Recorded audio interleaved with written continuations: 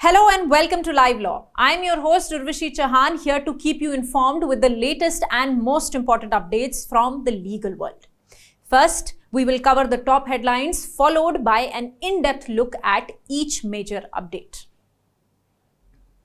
Supreme Court has upheld validity of UP Madarsa Education Act except its provisions regulating higher education degrees. The Supreme Court has held that not all private property is material resource of community, which the state must equally distribute as per Article 39B of the Constitution. In the Pune Porsche car accident, the Supreme Court has denied anticipatory bail to the father of the minor passenger in the car. The Supreme Court has granted interim bail to former Samajwadi Party MLA Kishore Samrite, who was sentenced to 5 years imprisonment for attacking SDM and burning his vehicle. The Chhattisgarh High Court has taken suo motu cognizance and directed the state to notify remedial steps with respect to the 3 elephants who died due to electrocution. And the Delhi High Court has restrained a rogue app from streaming Star Channel's contents. The Supreme Court has delivered an important judgment today, upholding the validity of UP Madarsa Education Act. The Uttar Pradesh Board of Madarsa Education Act 2004 is a legislation aimed at regularizing the functioning of madrasas, that is Islamic schools, in the state. In March this year, the Allahabad High Court had declared the act as unconstitutional, violating the principle of secularism. A bench comprising CJI D.Y. Chandrachud, Justices J.B. Pardiwala and Manoj Mishra of the Supreme Court heard the challenge to the High Court's decision. The Supreme Court has today said that the High Court made a mistake by invalidating the act on the grounds that it violated principle of secularism, which is part of Constitution's basic structure. The court clarified that a law can only be struck down if it violates fundamental rights or legislative competence. To challenge a law on the basis of secularism, it must be proven that the law directly violates specific constitutional provisions related to secularism. That the High Court incorrectly assumed that the act had to be invalidated just because it was said to violate the basic structure of the Constitution. At the same time, the top court has stated that the Madarsa Act, to the extent it regulates higher education in relation to Fazil and Kamil degrees, is in conflict with the UGC Act, and to that extent, it is unconstitutional. The court held that provisions of the Madarsa Act are reasonable as they subserve the object of regulation by imposing the academic excellence of students and making them capable of sitting for examinations. In another important judgment delivered by the Supreme Court today, it has held that all private properties cannot form part of the material resources of the community, which the state is obliged to equitably redistribute as per directive principles of state policy under Article 39B of the Constitution.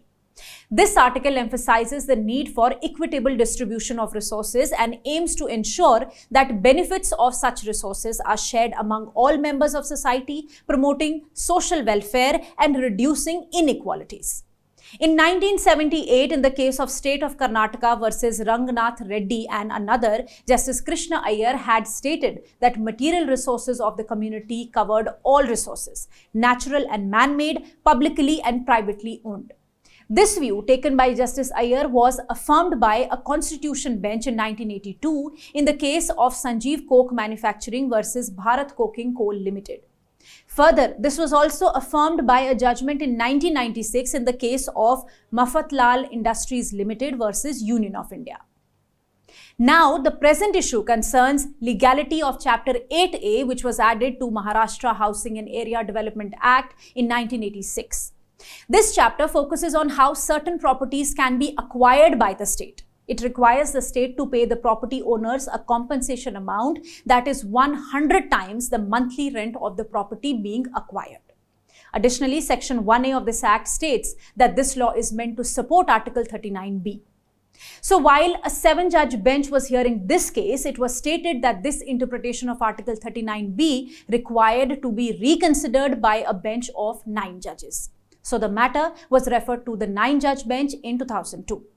In the judgment delivered today, the majority opinion was authored by the CJI, while Justice B.V. Nagratna partially concurred and Justice Dhulia dissented.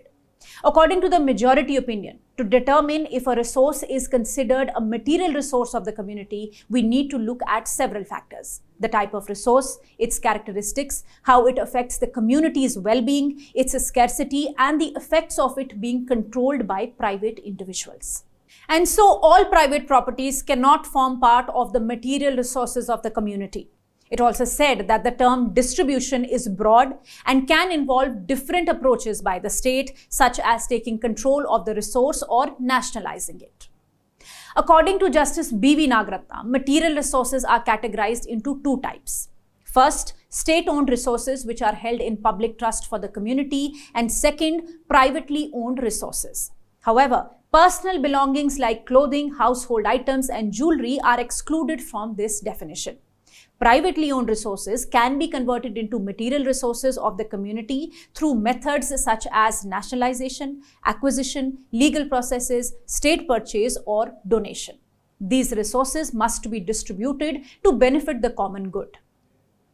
Coming to Justice Sudhanshu Dholia's dissenting opinion, he has stated that interpretations of material resources of the community by Justices Krishna Iyer and O. Chinnappa Reddy are relevant and important for promoting social justice and addressing inequality. That the inclusion of Articles 38 and 39B and C in the Indian Constitution reflects the country's commitment to addressing social and economic inequalities, a principle emphasized by Dr. Ambedkar. Despite legal and political equality, significant disparities between the rich and poor still exist. Therefore, it is important to uphold the foundational principles of these articles. For detailed reading, you can visit livelaw.in. In the next update, the top court today denied bail to Arun Kumar Devnath Singh in the Pune Porsche car accident case. He is the father of a minor co-accused who was sitting next to the main accused. This main accused was allegedly driving the car on 19th May at a high speed and killed two youth after mowing them down in Pune's Kalyani Nagar. The Bombay High Court last month dismissed Singh's anticipatory bail application. The High Court had noted that applicant Arun Kumar Singh had bribed the doctors at the hospital just after the incident to get his son's blood samples changed with another co-accused, only to ensure that the medical reports do not indicate the presence of any alcohol in his son's blood. The co-accused persons, that is the parents of the child in conflict with law who was driving the Porsche car, also undertook identical action by replacing the blood sample of the said child with that of his mother, again in order to create a document that would ensure that the child goes scot-free. Senior advocate Siddharth Luthra, appearing for the petitioner, submitted that even in the worst case scenario, Section 201 of IPC, that is, causing disappearance of evidence of offence or giving false information to the screen offender, would be attracted, and that Section 464, that is forgery, and other sections have no application. Senior advocate Vibha Datta Makhija, also for the petitioner, submitted that there is prejudice against the petitioner as he continues to face a media trial. But the court dismissed the petition, upholding the High Court's order. The Supreme Court has granted interim bail to former Samajwadi Party MLA Kishore Samrite, who was convicted and sentenced to 5 years imprisonment for attacking a sub-divisional magistrate and setting fire to his vehicle. A bench of Justices Surya Kant and Ujjal Bhuya of the Supreme Court passed the order in Kishore's appeal against a Madhya Pradesh High Court judgment, which had partly modified the order of conviction and sentence imposed by the special court.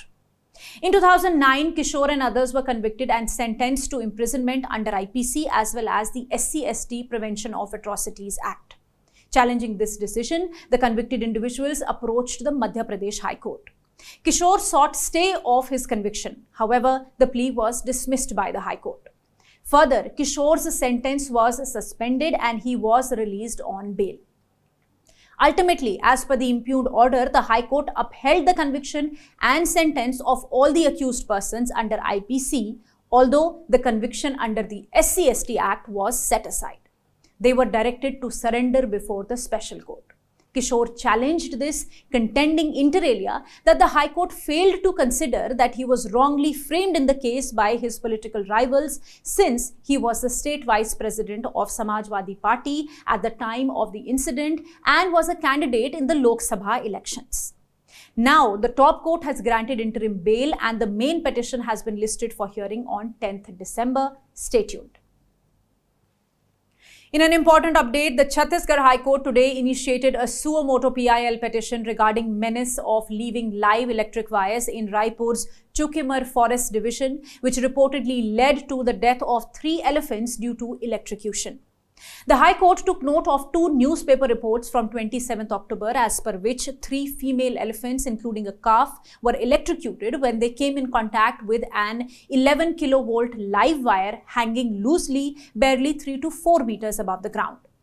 This, according to the report, took the elephant toll in the state since 2001 to 78. It further stated that there is a clear protocol that electric lines passing over agricultural fields and through forests should be at least 7.5 meters above the ground and not dangling. Also, insulated cables are to be used and not open wires.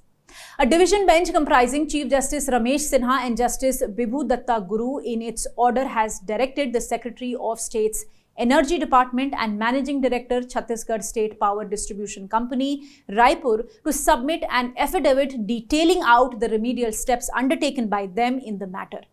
It further asked them to state the action taken against the concerned officer who allegedly left the live wires on the field. The matter is next listed on 20th November. In relation to a copyright suit filed by Star Channels, the Delhi High Court has restrained a rogue app and related websites from streaming, reproducing and making the contents of Star Channels available to the public. Star Channels filed the suit for permanent injunction against King's Pro Plus app and related websites for allegedly making its original content available for download. Star Channels owns and operates Disney Plus Hotstar and claims to have exclusive rights over the contents. It claims that the King's app is an illegal mobile application and has no permission to reproduce, store, or make Hotstar's content available for viewing, as it has exclusive rights over it. Star contends that the primary intent of King's app is to exploit various copyright-protected works of its content and to provide an alternative to legitimate sources. Considering the facts of the case, Justice Amit Bansal was of the view that Star made a prima facie case in its favor and that balance of convenience lies with it. The court thus restrained the King's app from hosting, streaming, distributing or making available to the public any of Star's copyrighted contents, shows or programs. For more details on the cases that I mentioned, you can visit our website at www.livelaw.in. Stay ahead with quick legal updates only on Live Law. Do not forget to like, share and subscribe to our channel. You can support us by donating through the thanks button at the bottom of our videos or by becoming a member for just 89 rupees per month.